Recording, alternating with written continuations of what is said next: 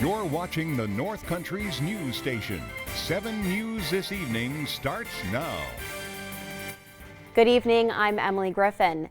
Joe Biden made his first speech as president-elect tonight. He's projected to have won the presidential election, defeating Donald Trump by a vote of 57 to 43. Senators acquitted former President Trump in historic second state impeachment trial. There is a fully involved structure fire happening now in Rutland on State Route 126.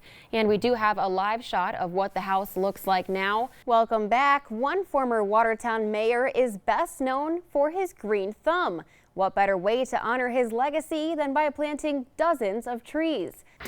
Well, time now for our first look at the forecast. Chris, a bit of a heat wave today. We hit 40. Zoo New York's first annual Winter Wonder Lights was a Winter Wonder delight, kicking off today. Hi, Jeff. Good afternoon. Vice President Mike Pence is due to speak any moment here. He's going to be accompanied by his wife, Karen, and Congresswoman Elise Stefanik. There has been a steady stream of voters here at the polls since they opened at 6 this morning. Voters tell me they're happy to see so many people out doing their civic duty. Getting involved is really easy. Just get an appetite, get a mask, get your keys, and off you go. Workers here say some orders have doubled, tripled, or even quadrupled, but they have less time, less supplies, and less help than in years past. Now, 1,200 feet is an awfully long ways to drag your tube back up the hill, but don't worry, they'll tow ya. And if you're curious about how everything works, we're gonna do a quick demonstration. First, I've already filled out my personal information, and now Aislinn is going to administer the test. You're gonna take your mask down for me. You're just gonna go up your nose and twist it around for a few seconds, okay? Okay. All right, here we go. You're doing great. I know it feels like forever. All set. You did very well. All right, thank you. A little bit, but that's all it is. Just makes your eyes water, and the results are expected back between 3 to 5 days. Amelia and her closet help men, women, and children coming out of abusive situations because oftentimes they only leave with the clothes on their back. Now, there's no need to rush here to JCC just yet because the site isn't ready, but officials say they hope to get it up and running as early as next week, depending on the vaccine availability.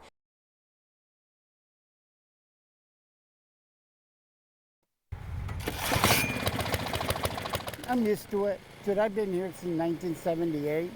To Abe Garcia, this snowfall is no big deal. The cars have been getting blasted here every week, so it's kind of normal now. He's so used to the snow, he clears it away in his shorts.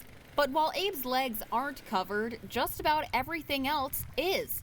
The trees, the homes, and the cars. And if there's one thing about big snowfall, it makes for bigger snowbanks. To put the size of this one into perspective, I'm almost 6 foot tall. But most folks will tell you dealing with the winter weather is just part of living in the North Country.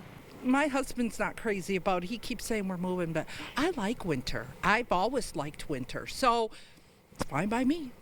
And although managing a snowfall this heavy is a lot of work, it can also be a lot of fun. Give it a chance. Find something to do outside and enjoy it.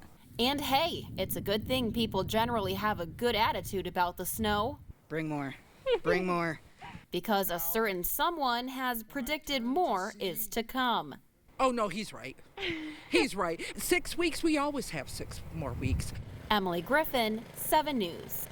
This is my baby. Fresh out of prison. Leisha Skeldon has always been known for being a wild child. She was crazy, outspoken, sharp-tongued, no matter what her age, and witty. But in her teenage years, she started going down a troubling path. This is about where it started going downhill. From age 15, Leisha was in and out of juvie, prison, and drug rehabilitation facilities. She became addicted to opioids, and with that came lying, stealing, and more. Just rolled downhill so quick. As Leisha was being released from her most recent prison sentence March 8th, her family knew she wasn't ready. They asked officials to keep her, but they sent her home. March 10th, just 2 days later, Lisa got the call she was dreading.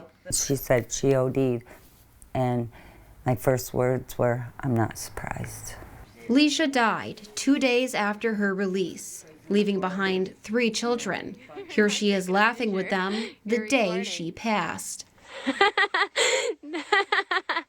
Although Leisha lost her battle, her family says they will continue to fight addiction in the area. They say the first steps are increasing education and programs for folks like Leisha. I would agree with that. I mean, there's a lot of people that's out doing hard work, but with the right funding, there's a whole lot more that can be done to help individuals with education about addiction. Leisha's family says they hope their loss can show people that addiction is serious and it's right here in our backyards. She was so much more than drugs in prison. They say they're going to fight harder than ever for addiction prevention because it's too late for Leisha, but it's not too late for others. Emily Griffin, 7 News.